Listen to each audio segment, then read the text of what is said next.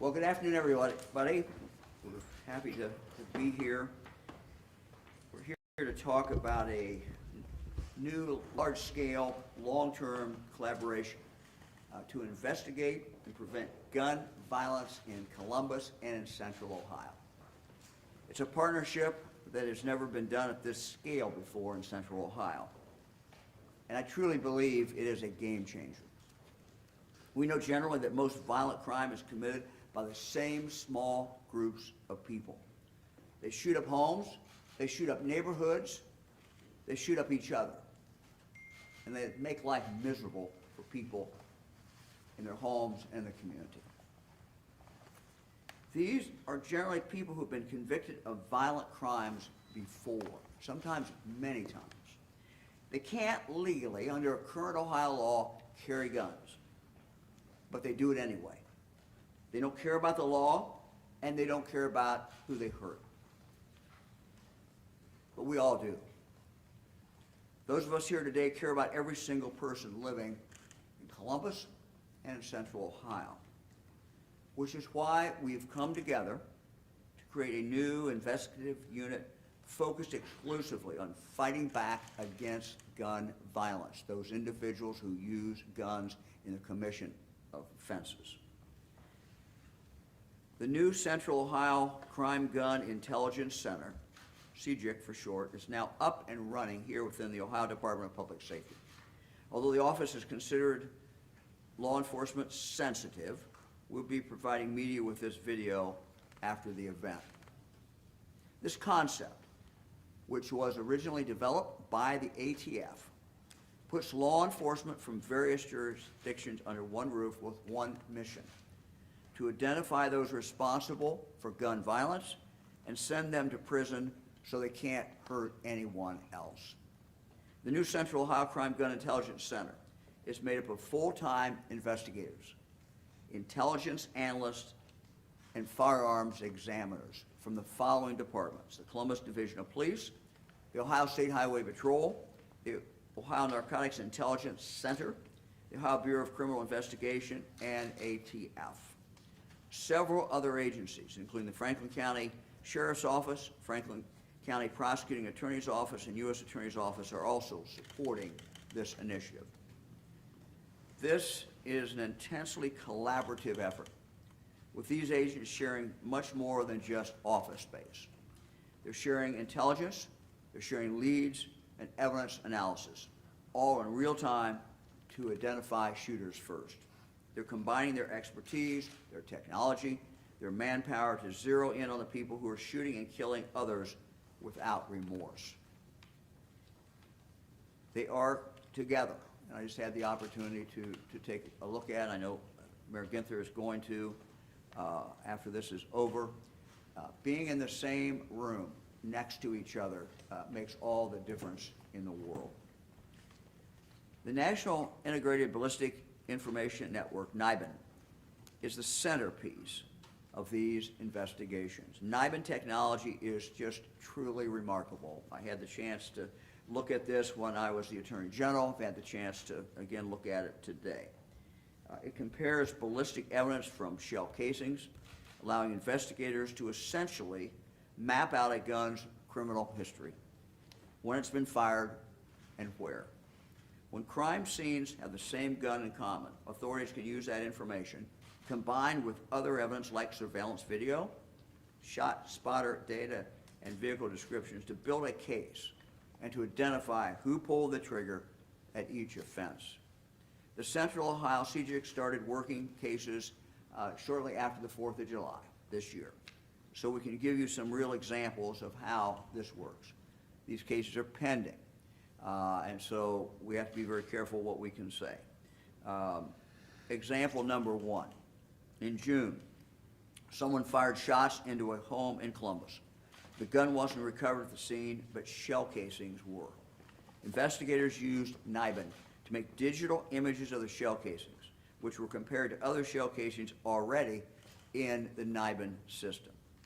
The NIBIN trace found the following: that in May of 2022, the gun was used to murder someone. In January of 2022, the gun was used to murder someone else. In August of 2021, the gun was used in a shooting. In December 2020, the gun was used in a shooting. In November 2020, someone used the gun to fire shots into a home and into a vehicle. Before that, shell casings from this gun were found in October 2020 at a shots fired scene. This is a lot of information, but it's information that intelligence analysts, investigators can use to pinpoint the person or people who've been using this gun. Example 2. Recently, authorities recovered a gun in connection with another ongoing investigation.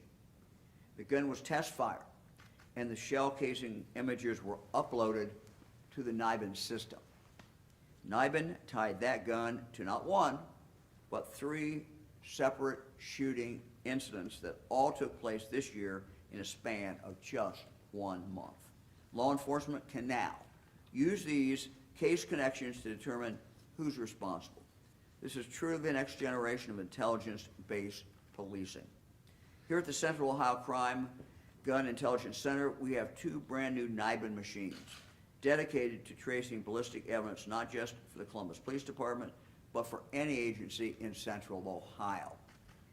Again, it's a regional crime gun intelligence center, so we encourage departments in Central Ohio to utilize it.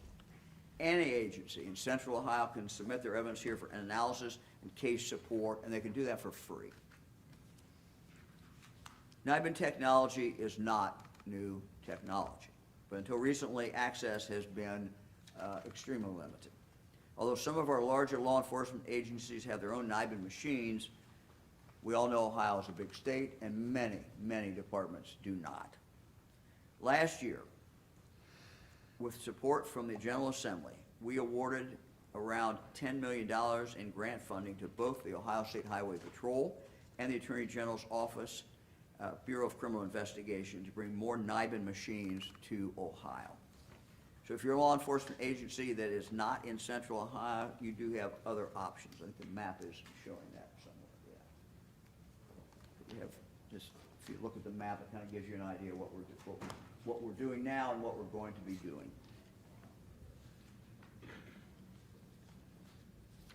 So in addition to the Ohio State Highway Patrol's 2 NIBIN machines here, they are also in the process of installing NIBIN machines in both Warren and Jackson to make it easier for agencies in these areas to submit evidence. These funds also allow BCI to go from 1 NIBIN machine to 6, 2 each at their crime labs in London, Richfield, and Bowling Green. The $10 million for this new technology is part of a total of around $250 million that we awarded to local law enforcement across Ohio to support localized violence reduction strategies and to recruit and retain officers, which is certainly those things are extremely important as well. As great as technology is, it can only enhance. It cannot replace old-fashioned police work. We have many talented investigators, we have analysts, we have firearm examiners working here. And although we can't know specifically what crimes these teams will prevent, we know with certainty that their work does in fact save lives. I just want to thank every single agency here today for recognizing the value of this collaboration and dedicating manpower to the cause. Mayor Ginther announced Columbus's plan for CJIC back in January. And I'm happy that we've been able to partner with him so we can offer services to the entire region. The mayor's a real leader in this. I congratulate him and now call on the mayor. Mayor? Thank you, Governor, and very proud of the partnership with you and your team. I want to thank the ATF. This idea came from Director Dettelbach when we were together in January. This is something that has worked very well, that the ATF has helped to lead in places around the country. He thought this would be a great new tool, and what better place than Columbus? We're known here for our collaboration and partnership, and we thought if it worked well for economic development and growth and housing and workforce development, we should put that same regionalism to work, that same collaboration in fighting and reducing crime. And so to the U.S. Attorney, to the State Highway Patrol. I see Sheriff Baldwin here. I want to thank Chief Bryant and First Assistant Chief Potts. We'll hear from Deputy Chief Sagal in just a few minutes. It's great to be here today with our partners across the state and region to unveil this incredible new tool for law enforcement. The Crime Gun Intelligence Center is precisely what we need to further empower our officers to capture and prosecute those responsible for perpetuating gun violence in our communities. Earlier this year, as the governor mentioned, we announced that the city would be devoting $5 million to this project. Working alongside ATF Director Dettelbach and his team, we'll hear from one of his colleagues in just a moment as well. Many months to deploy innovative new solutions centered on reducing gun violence in Columbus and Central Ohio. One example was our use of the mobile Nibin van to process ballistic evidence more rapidly than we ever had before. We saw great results, which only strengthened our desire to expand our use of this new technology. It's why we enthusiastically threw our support behind this project. It's why we're so excited to see this day and this center to become a reality. The size and scale of our commitment should come as no surprise when you consider the fact that 90% of the homicides in the city of Columbus involve the use of a firearm. This startling statistic holds steady year after year. All of this is compounded by the sheer number of guns throughout our community in cities across this state and this country. Last year, Columbus police collected more than 3,300 firearms. Nearly 200 of them were assault-style weapons. So far this year, because of incredible work by the Division of Police and a record number of tips coming in from the community, CPD has already recovered more than 2,500 firearms. We're not even at the end of September. The prevalence of guns on our streets is completely and totally unacceptable. We all must do more to change the status quo. This requires a collaborative effort. We're tapping into a broad range of experience and expertise. We're leveraging cutting-edge technologies that will enable us to better identify those committing these heinous crimes. We're doing the hard work that needs to be done to take these violent criminals, as well as those who enable them, into custody and put them behind bars. This is ultimately about accountability, connecting the guns being used to kill, maim, and commit crimes with the individuals who wield or peddle them in the first place. This is especially important considering the violence we are seeing is being committed by an extremely small number of individuals. As the governor mentioned, in our case, less than 1/2 of 1% of the Columbus population. But that does not make this work any less urgent or complex. In some ways, it raises the stakes even further, because we know that we can move the needle on this issue if we can more quickly and effectively identify and apprehend the small number of folks who are behind the majority of the violence. Law enforcement, when equipped with the very best resources are at our disposal, will carry the bulk of the work. But they can't do it all alone, nor should they. We need the active involvement of the entire community: parents and families, friends and neighbors, business owners, faith leaders, teachers and coaches, everyone. And with partners spanning every branch and every level of government, and with new tools like the Crime Gun Intelligence Center coming online and already having a positive impact, I am confident that we will prevail. It's now my pleasure to introduce a great partner and leader of this project. Please welcome ATF Special Agent in Charge, Daryl McCormick. Thank you. As the mayor said, my name is Daryl McCormick. I'm the Special Agent in Charge for ATF for the state of Ohio. It's a real honor for me to be here with my law enforcement partners, but I want to especially thank Governor DeWine, Mayor Ginther, and Attorney General Yost, because your support and provision of resources is the reason we're here today. To my partner law enforcement leaders, you and your teams made this vision come true. Creating regional crime gun intelligence centers across the nation is a top priority for the ATF and the Department of Justice. At the heart of the Crime Gun Intelligence Center is a commitment to use unbiased data and intelligence to focus criminal investigations on that very few number of people who are causing the carnage in our communities. Crime gun intelligence, or CGI as we call it, means following the crime gun, squeezing every piece of evidence and information out of a firearm that's used in a crime or seized by law enforcement, and fusing that information together with other evidence and information to develop investigative leads that will help us identify, apprehend, and prosecute shooters, their accomplices, and those who illegally provide them firearms. The concept of the Crime Gun Intelligence Center is this: a multi-agency, multifunctional center designed to maximize the use of crime gun intelligence and to focus solely on combating violent gun crime. This CGIC here has a robust intelligence section with numerous intel analysts. Every day, they reviewed NIBIN leads. Those are the leads coming in from the National Integrated Ballistic Information Network. They examine trace reports, firearms tracing, and have access to crime gun information from all the multiple partner agencies. This is why the partnership is so important. NIBIN, as we've talked about, is a key tool. And as the governor stated, NIBIN allows us, what we have is the agencies bring evidence to a NIBIN site, and we have two here in City of Columbus, one at Columbus Division of Police and now one here. That evidence is entered into the NIBIN system, and that's where we make the comparison. And it tells us two things. It tells us when one crime scene is connected to another. That may be disparately different place around the city. It may be at a totally different time scene. It could be a year apart from each other. And then it tells us when we recover a gun, whether that gun is linked to a shooting incident. Firearms tracing is another vital tool. Tracing reveals the identity of the first person to purchase the firearm. This is real important in Central Ohio because 30% of the firearms recovered and traced by law enforcement have what we call a time to crime of less than 1 year.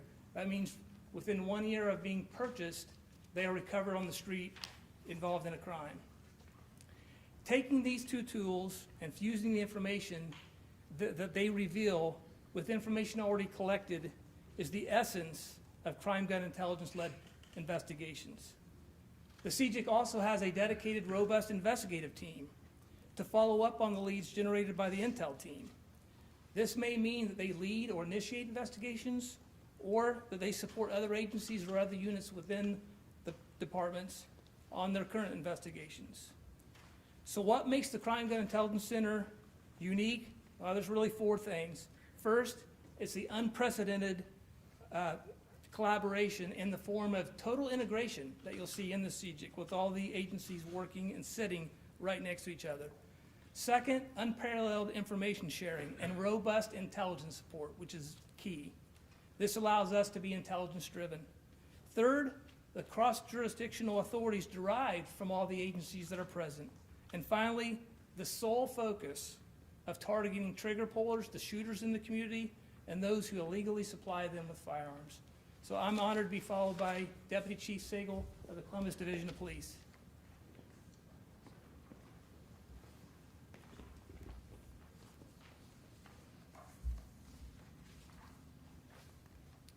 Good afternoon. Thank you to Governor DeWine, Mayor Ginther, Special Agent McCormick, and all of our partners at the local, state, and federal levels. Gun violence has unfortunately become an increasingly prevalent issue in the city of Columbus, directly impacting our families, our neighbors, and our communities. Columbus police officers are seeing this firsthand each day on the street. It is imperative that we take steps to address this problem now head on. One of the key advantages of this Crime Gun Intelligence Center is the ability to facilitate collaboration among various law enforcement agencies on the local, state, and federal levels. By sharing information and intelligence in real time, we can work together more effectively. This collaborative approach will enable Columbus Police to identify and apprehend individuals involved in illegal gun activities swiftly. We're already seeing results. In July, Columbus police officers responded to a shooting in Wedgwood, where the victim had been shot in the head. Shell casings were recovered from the scene and were analyzed using NIBIN. Within days, Crime Gun Intelligence Center members were able to identify a suspect.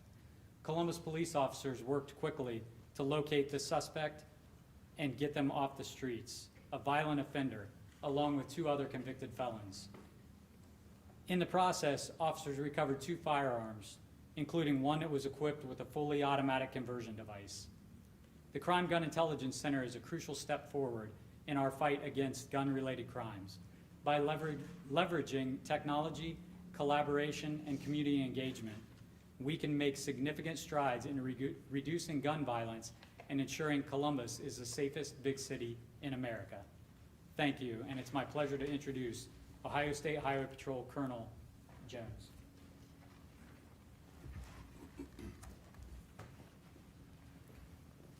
Good afternoon. Thank you, Governor DeWine, Mayor Ginther, Special Agent in Charge McCormick, Deputy Chief Sagal, Chief Deputy Minard, and Prosecutor Pearson. I'm honored to be here today as we discuss this important collaboration known as the Crime Gun Intelligence Center, or the CGIC. Not only is the CGIC important because of the collaboration of all these agencies, but also because it houses the National Integrated Ballistic Information Machine, or NIBIN. So I want to talk about NIBIN for just a minute and give you an explanation of what it is. I want to take a moment to share with you exactly what NIBIN is and how it assists law enforcement. NIBIN was established by the ATF in 1997 and is the only national network that allows for the capture and comparison of ballistic evidence. The system analyzes expended shell casings from firearms by conducting a microscopic examination of the tool marks left on the casing from the gun it was fired from. These tool marks are unique and create a fingerprint for the firearm.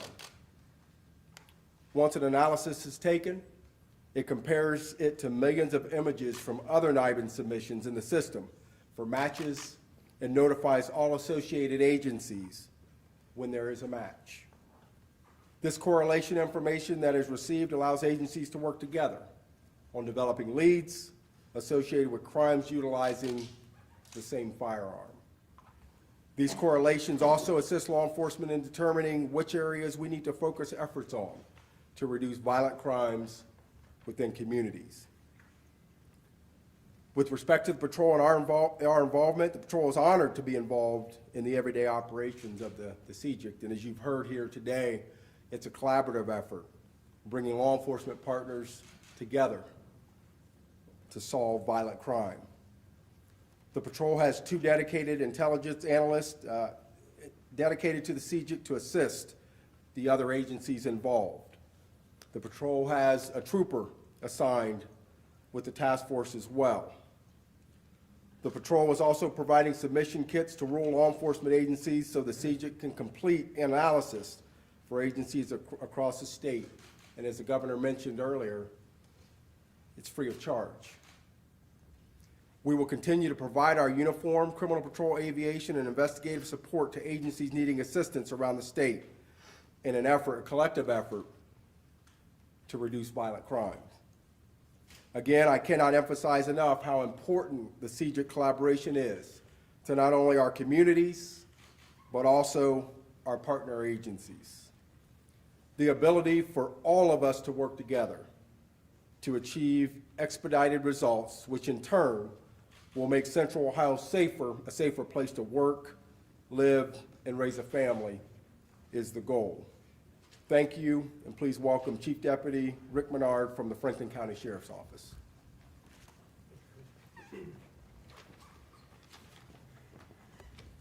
First of all, thank all of you for being here, coming here to hear about it, to get the word out to other agencies so that they know this technology and this partnership exists, and hopefully that will spread throughout the state. And I'd like to thank the ATF for their leadership in bringing the vision of the CGIC here to Central Ohio and making it available for all of the agencies in the region. Obviously, I'd like to thank the governor, DPS, the Attorney General's office, Columbus Division of Police, the Mayor's office, OSP, for their collaboration and their contribution to making this center what it is and what it's going to be in the future. On behalf of my boss, Sheriff Dallas Baldwin, we're pleased to be a part of the CJIC.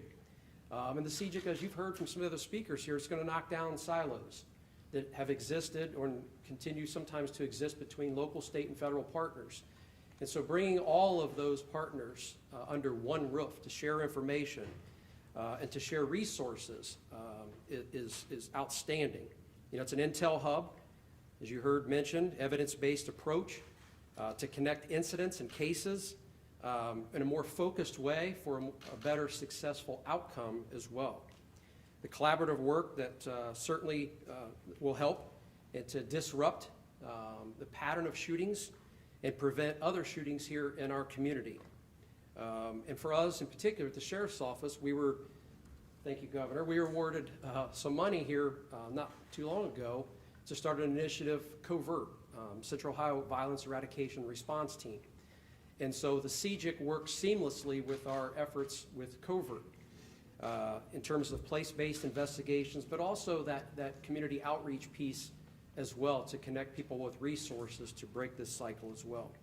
Just in the last couple of weeks, we've had 3 cases where we have connected to other existing cases, and I wish I could go into more depth and tell you all the great details, but I can't yet. But hopefully those cases will come to fruition here soon, and we'll take those guns and perpetrators off the street.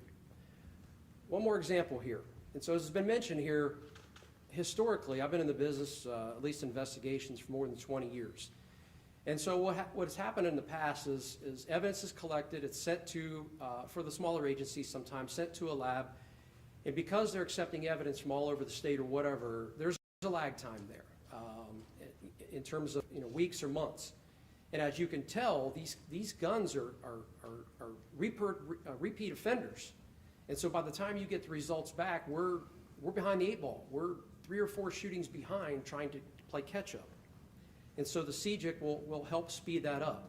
And it's already doing that. And so for an example, right now for us, in terms of our work with the CJIC, from the time we respond to the scene, collect the evidence, not only collecting the casings, but we're also doing DNA swabs off of those guns as well. That's made possible through the CJIC.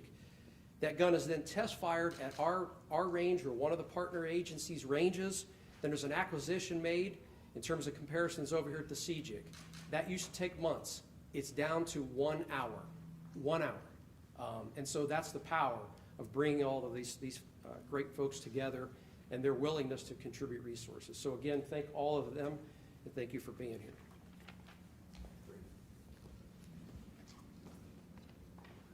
Good afternoon, everyone. I'm Anthony Pearson from the Franklin County Prosecutor's Office. Today marks a significant milestone in our ongoing efforts to ensure the safety and security of our communities. We gather here today to celebrate the opening of the Crime Gun Intelligence Center, also known as CJIC, a powerful initiative designed to combat the scourge of gun-related crime that plagues our community. In a world where gun violence remains a pressing concern, this center symbolizes our commitment to protect our citizens and keep our communities safe. At the heart of CJIC is the relentless pursuit of gun criminals. It is here that our law enforcement agencies come together, pooling their collective resources and expertise to track, apprehend, and bring to justice those who would harm our communities with firearms. This coordinated approach is a testament to the power of unity in the face of adversity. But the CJIC is not just about apprehension. It's about prevention as well. By analyzing data, identifying trends, and sharing crucial information among law enforcement agencies, we aim to stop gun violence before it even happens. This proactive approach will save lives and help build safer, more resilient communities. Together with the dedication of our law enforcement officers and the support of our communities, we will make our streets safer and bring an end to the reign of gun criminals. And let this center send a message to the gun-toting criminals on the streets. You will not outsmart us. You will not outnumber us. You will not outwork us. But again, more importantly, due to the help of the CJIC and the center opening, you will not outsmart us. I want to thank specifically Governor DeWine, and Mayor Ginther and all of our law enforcement community and partners in help opening this center. Because even if we have the most robust investigation in the world, it all means nothing if we don't have an effective, efficient prosecution. And the opening of the CJIC Center helps us with a more effective, smarter prosecution. Thank you. Now I'll pass it to Governor DeWine for questions. Just a couple additional things. As you can see, a number of departments are involved here. BCI is involved. The Attorney General, David Yost, could not be here today, but I want to thank him. His men and women who are embedded in this really make a huge, huge difference, and we appreciate what they do very much. Also, we mentioned, I don't think I've mentioned it, but ONIC, we've talked a lot about in previous press conferences, is physically going to be moved right next to this unit. So once again, having people in close proximity to each other is just so very, very, very important. So happy to take any questions, or as I say, the tough ones will Yeah, you talked behind about me. the very small number of people committing these violent gun crimes. Similarly, what is the percentage, if you know, let's say guns in central Ohio or Columbus, whatever the jurisdiction, how many guns are being used in these violent crimes? Well, I don't know if anybody here could specifically answer that. I'll just talk in general. Every study that's been done confirms what the men and women who are out on the streets can tell us, and that is a small number of the criminal element that commits the violent crime. It is just a very, very small percentage, and they keep doing it time after time after time after time. So I don't know if anybody wants to take specific to that. I'll just make one comment, is that from looking at the NIBIN acquisitions, we know that typically the last several months here in central Ohio, 50% of all the evidence entered into the system produces a lead. So in other words, if we had 500 acquisitions of NIBIN evidence, either from test fires or cartridge casings taken from guns crime scenes here in the area, if we had 500 of them, almost 250 would result in a connection to one crime, to another crime. So that just confirms the idea that the guns are being used more than one time, a lot of the time, and that one shooting is frequently connected to another, which I think is a clear indicator of what we said. As best as that it's a small number of people. Well, just a follow-up, since you can trace, as you seem to indicate, the gun to the purchaser, are the original purchasers typically attaining the gun legally or under disability? Where are these guns coming from? Well, when we trace a firearm, by the very nature of the fact that the purchaser purchased from a licensed dealer, they were lawful and able to purchase it. This gets down to straw purchasing, and it's what I think is a significant problem here. I will tell you that right now, here in this region this year, 10% of all the crime guns recovered and traced by law enforcement had a time to crime of 90 days or less. Means it left a gun store by somebody who could purchase it legally, and they transferred it to somebody who then used it in a crime and was recovered by police. That's a problem in my mind, because if, I think the mayor, someone spoke to the number, and it's like 2,500 guns taken by Columbus Police so far this year, just Columbus Police. 10% of those then, 250 firearms were purchased within 90 days of that recovery. I think that's an important lead for us to follow up on, and I think it's something we need to address. Anybody else? Deputy Chief Stagel, I know CPD has improved its solve rate for homicides. What do you think this center is going to do for that solve rate? Well, I think Chief Deputy Minor pointed out, it just speeds up the process. It allows us to enter evidence into the systems much quicker than going through the formal lab process. The labs are still obviously important for all the actual scientific testing and things that they're able to do for the further prosecution. But what it does is, with that timeliness, it allows us to start working on the leads a lot quicker so that we can be pointed in the right direction and move forward. Let me just add one thing, kind of the big picture. We've made some real progress in the last few years, having more NIBIN machines out there. We've also had money go to local police departments so that they can better put that information in. The data that's sitting there in a property room does not help. And so while the focus today is on Columbus, it's also on Central Ohio. And I just want to make a plea again to those departments that are out there in Central Ohio, whether it's in Franklin County or outside Franklin County.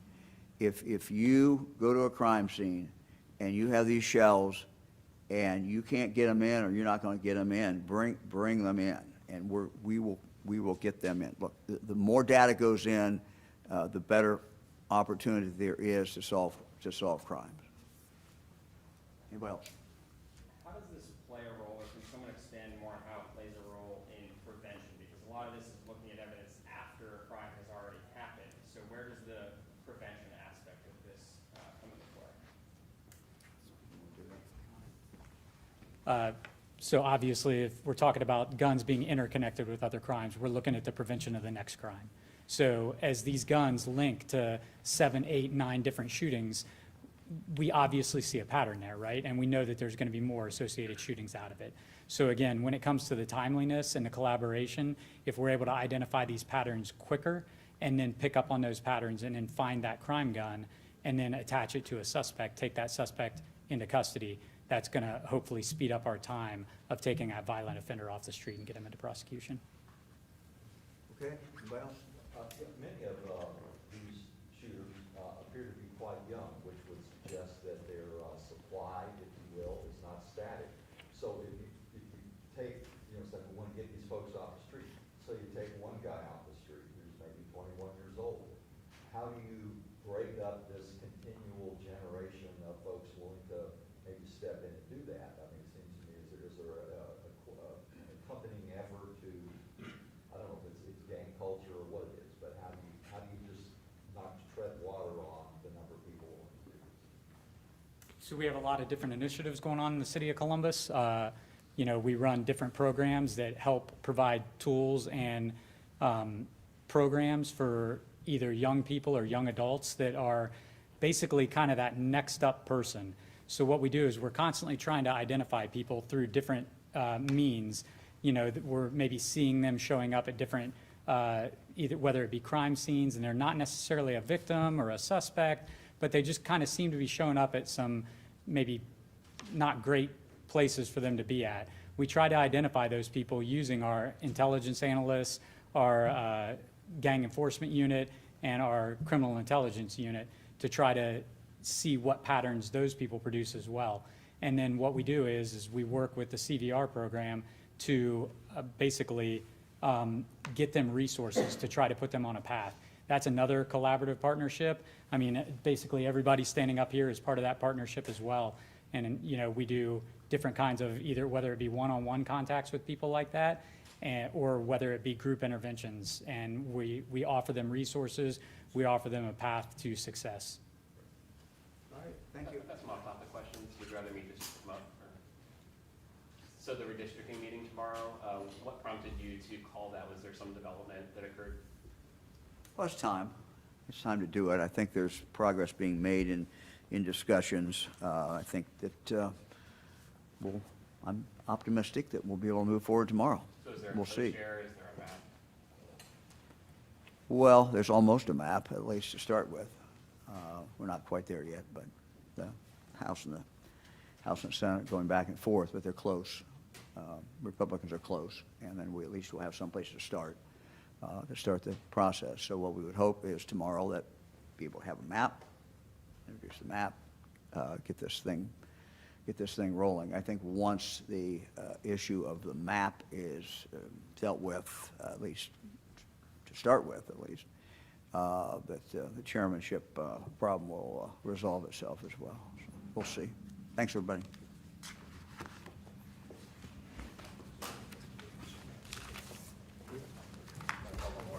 Oh, I'm sorry. Yeah. So there's, I'm familiar with, there's